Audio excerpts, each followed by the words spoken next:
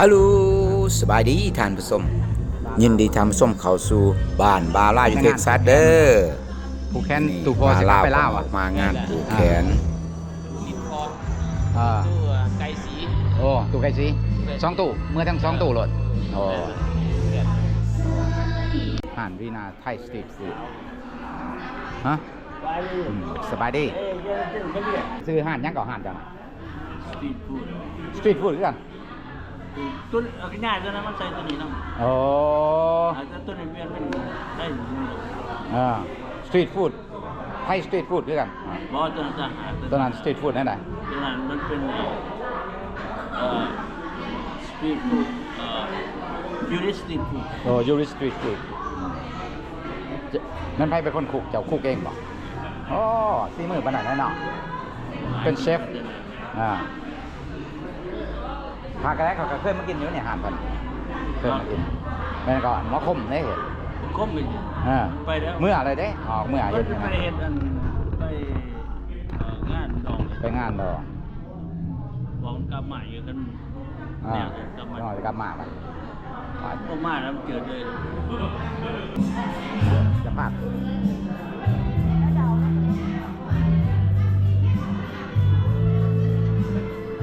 ยังขาอ่า เป็นตัวเก็ตโมง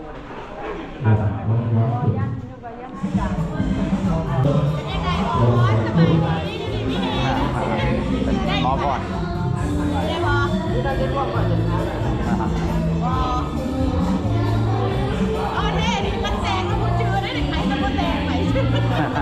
เมื่อเลยว่าเลยแม่นเที่ยวไปเที่ยวมาโอ้ตู่ก็จะเมื่อเล่า นี่ได้เมฆ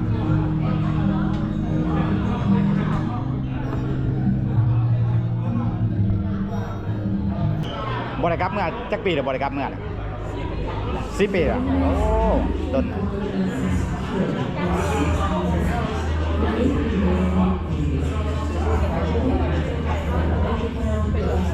ถึงประตูถึงร้านทรายประจำจะเมื่อ3 คน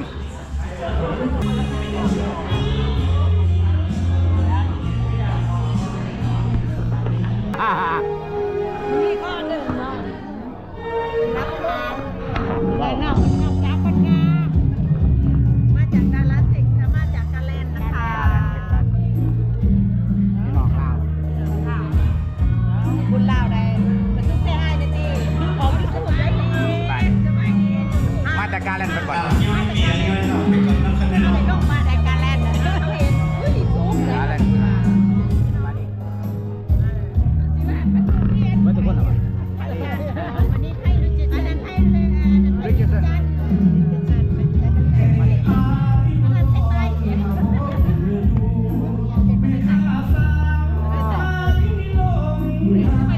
มาจะเรียกมา เป็นไทยเมืองมนและไทยเมืองมน โอ้เมืองมน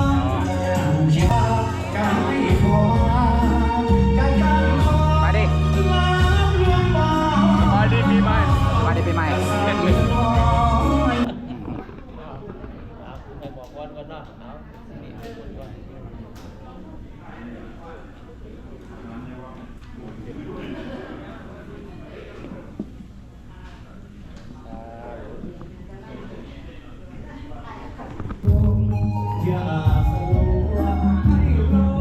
นเมาอะไร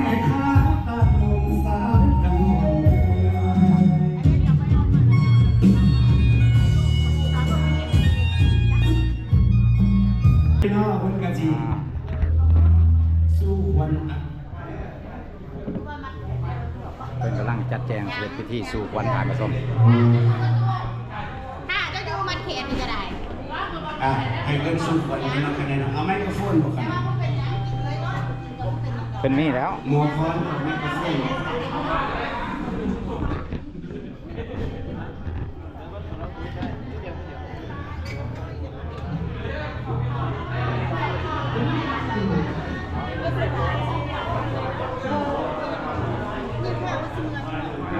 กาเกียม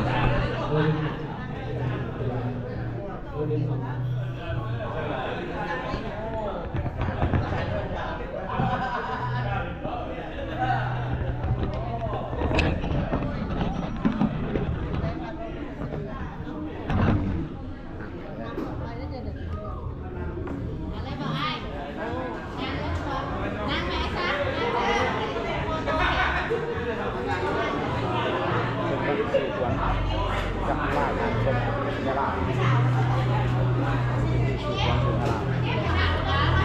ตลอดหลังสุดโรลลิ่งสามเจ๊เป็นนางแคปไฟพี่ไอเจมน่ะ โรลลิ่งสามมาเด้องานปีนอกเขาเนาะวันนี้เป็นงานคอต่อแขนของพ่อเฒ่าไม่เฒ่าไม่ดาวเอมี่เนาะมาเป็นงานคอต่อแขนพ่อแม่เอมี่เอามานั่งกินเลย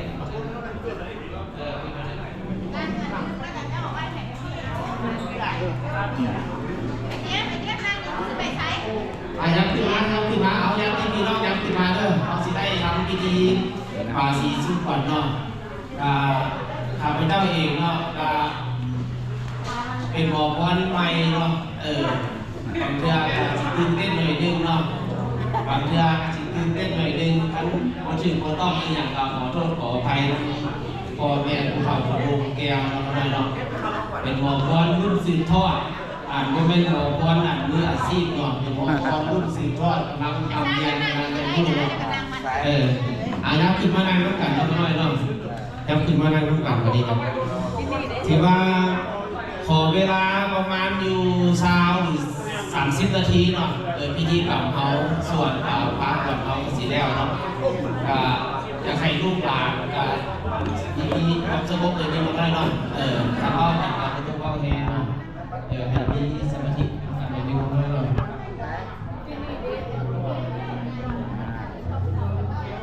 ตั้งเริ่มต้นประเพณีทานส้ม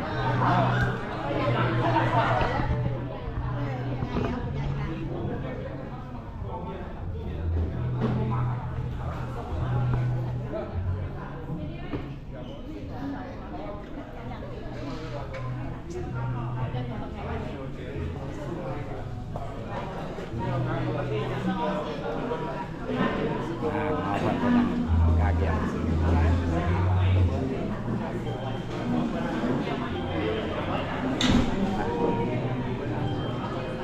มาสัก ไก่พ่อพอดไก่พ่อพอดคือเขาแทงงานใหม่ มันจังดีได้กินไว้ใครมาแม่ บาดเด้ พี่มาพี่แม่ไม่ว่าไม่เท่าเขาบอกป่วย2 บาทหยาดเนี่ยหยาดกับพวกปวด ย่านเราประกวดย่านในเขาประกวดเขาเลยเลยเนาะจำเป็นนะแต่มานั่งเลยเด้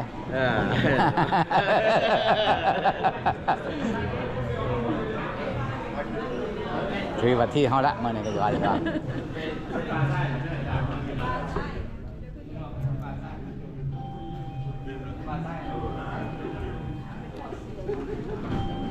มาเด้อเอายักษ์พอมาเนาะน้อยเนาะยักษ์พอมาเด้อในความสงบพาก็ต้องระเบียงซ้ายได้ป่ะ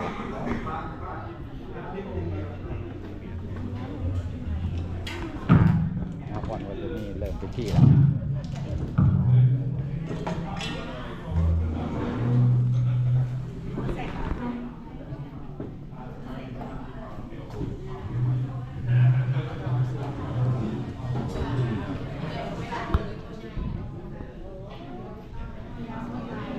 ตู่ก็ไม่ตู่เป็นสิเมื่อ3 คนหมดเลยนะนั่งเฮี้ยงกันมันจะเมื่อลาว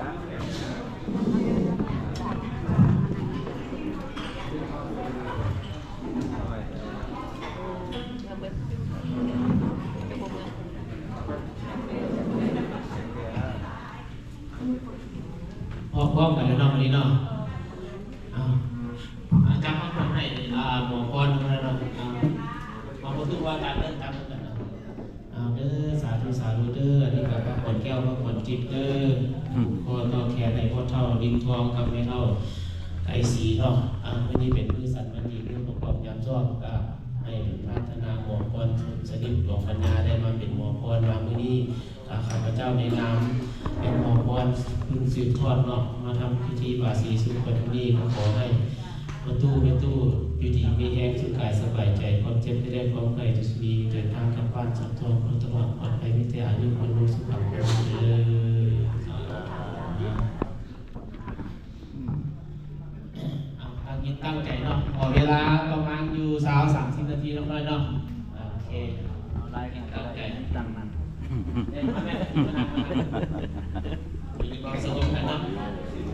สบาย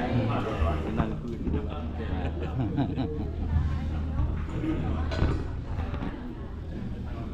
สาธุนะโมตัสสะภะคะวะโตอะระหะโตสัมมาสัมพุทธัสสะนะโมตัสสะภะคะวะโตอะระหะโตสัมมาสัมพุทธัสสะนะโม นั่นเด้ ตัสสะภะคะวะโต มันจะคือแม่ในเด้น่ะคือแล้ว สาธุสัพเพกัมเมจตุเปกิริสิกาลกะเทจันนริเกวิมานิทิเปละเทจักขาเมตลุวนาคามานิเกกาภัตตุมิเกเตภูมานิยันตุเอวะสารตารวิสเมญะคาขันทัปปานาคาติขันตาสันติเกยังมณิวัจนังสาธุโมเมสุนันตุสาธุดูราเนพยาดาเจ้าทั้งหลายซึ่งสถิตอยู่ในสวรรค์ชั้นฟ้ากับภูมิเทวาเจ้าทั้งหลายซึ่งสถิตอยู่ในวิมานถึงยอดเขาขาดในอากาศและก็ดอนก็ดี นั่งเอาเข่าสารมาเลย ขายทานเยอะ32ขวัญทานจงมาเต่าเก่า12ขวัญทานจงมาโฮมหัวขาจึงเอิ้นว่ามาเยอะกว่าเด้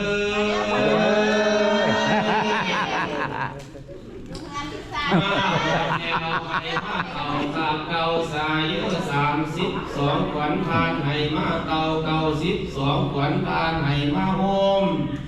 ให้มาตุ่มกันอยู่คือดังไก่ตุ่มลูกให้มาผูกกันอยู่คือดังนั่งพันตาให้มาเต่ากันอยู่คือดังเต่าดังนี้ไว้เส้นบีบอกให้จากมาหมดแล้วให้มากินของกินอันหลายอย่างเครื่องกินอันหลายหลากของตอนมากนามีทั้งสิ้นป่าหอมกว่าอมมีทั้งข้าวต้มหอมกว่าดวงกว่าจันทร์มีทั้งเหยือกกว่าสั้นมีทั้งมันหัวซองมีทั้งข้าวกองแก้วกับไก่ปูราอันพวกขาจัดมา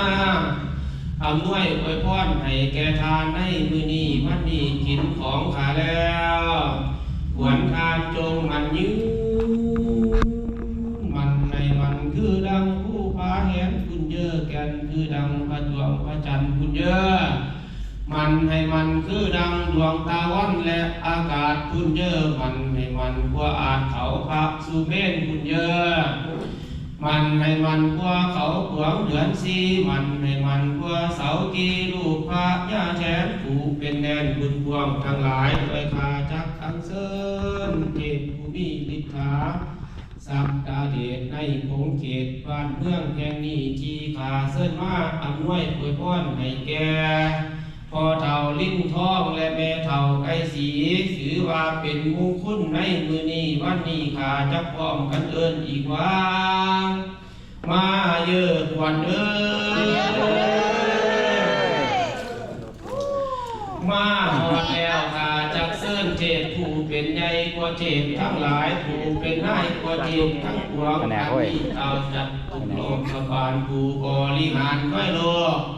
ให้หายโศกอยู่สวัสดีได้น้ำพรอันดีอันประเสริฐป้าอำนวยอวยพรให้แก่ทานจงมีแต่ความสุขความเจริญนึกปรารถนาสิ่งใดขอให้ได้สมดังความมุ่งมั่นปรารถนาแม้นว่านอนหลับก็ให้ได้เงินเป็นเงินนอนตื่นให้ได้เงินเป็นสังแม้นว่านั่งอยู่บ้านให้ได้กินได้ทานได้เจริญในศาสนาแล้วจงมีศรัทธาแก่พวกข้าทั้งหลายให้อยู่เย็นเป็นสุขให้หายทุกข์หายเข็ญบาปบ่ให้เห็นเวรบ่ให้มาต้องพวกข้าทั้งหลายในบ้านเมืองแห่งนี้ตลอดไปด้วยอำนาจสัพพพุทธานุภาเวนะสัพพะธัมมานุภาเวนะสัพพะสังฆานุภาเวนะสัทธาโสทิภาวันตุเต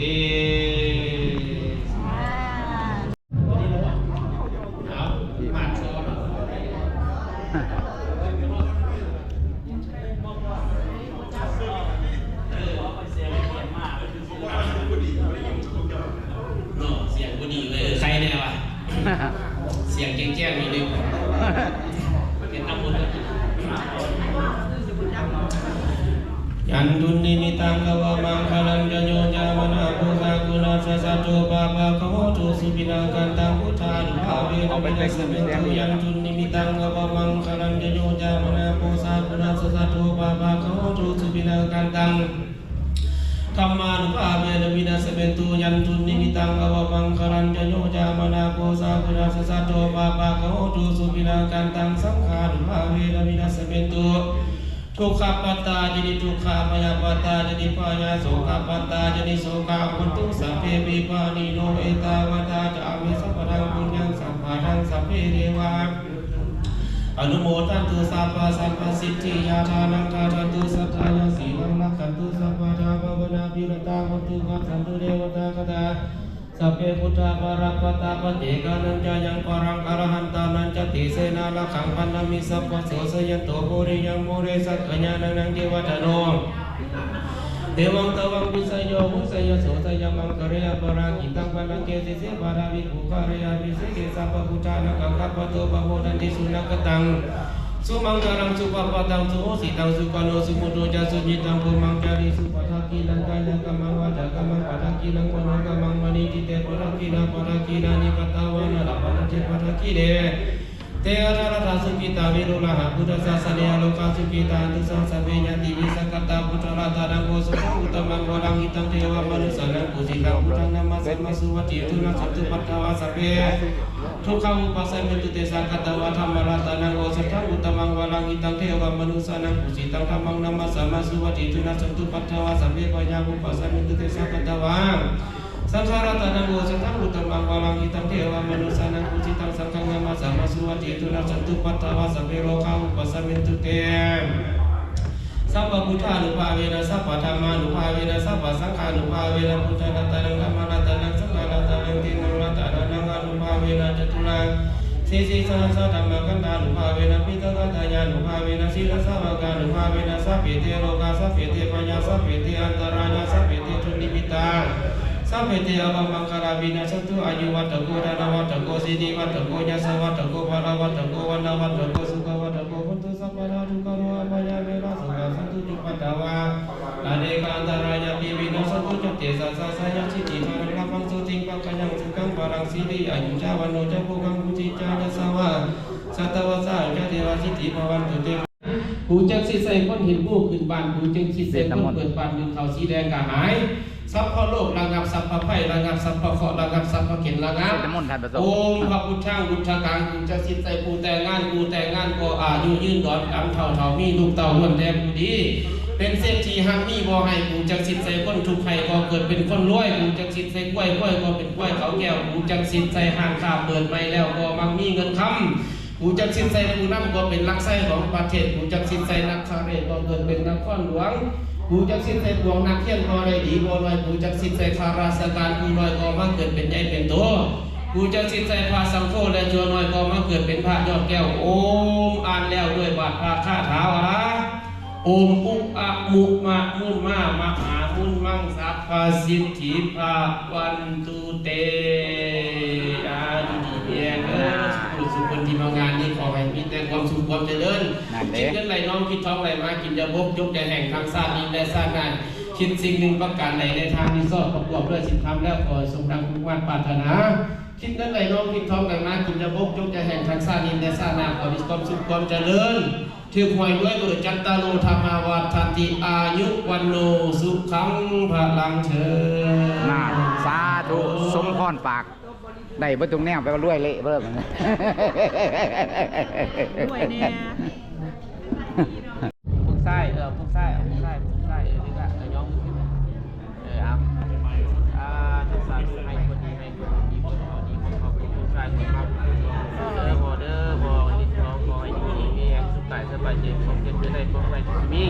ข้อปีข้อเดือนข้อวันข้อยาม3ที่ข้อไปอาหารที่ข้อไปลำบากมีนักสกุลนับแต่นี้ต่อไปขอให้พวกเราจงอยู่ดีมีแห่งความเพียรจะได้ผลไปตรงนี้คุณพระคุณคุณพระธรรมคุณพระสงฆ์คุณบิดาคุณดาคุณครูอาจารย์ทั้งหลายคุณผู้ปกครองคุณปัจจุบันคุณสาวพวกเราในตรงแต่อายุวันโนทั้งพลังได้เอาจับมาแล้ว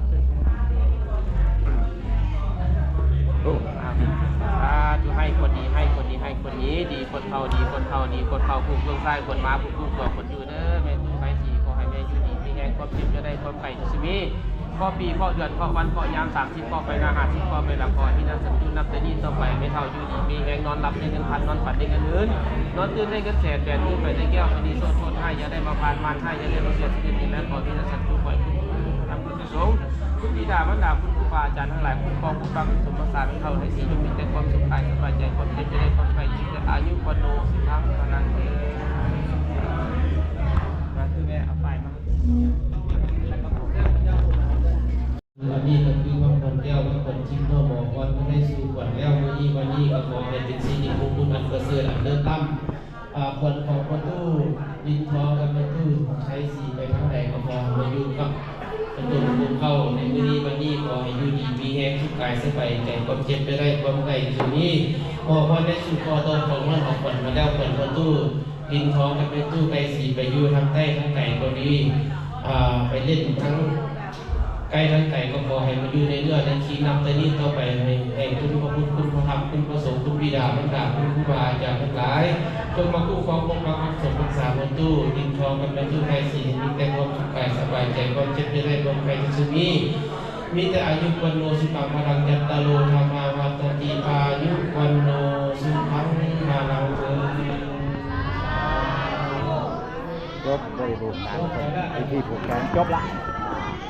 วันมาแล้วครับวันนี้มอบดีๆให้ทางโฆษกเรา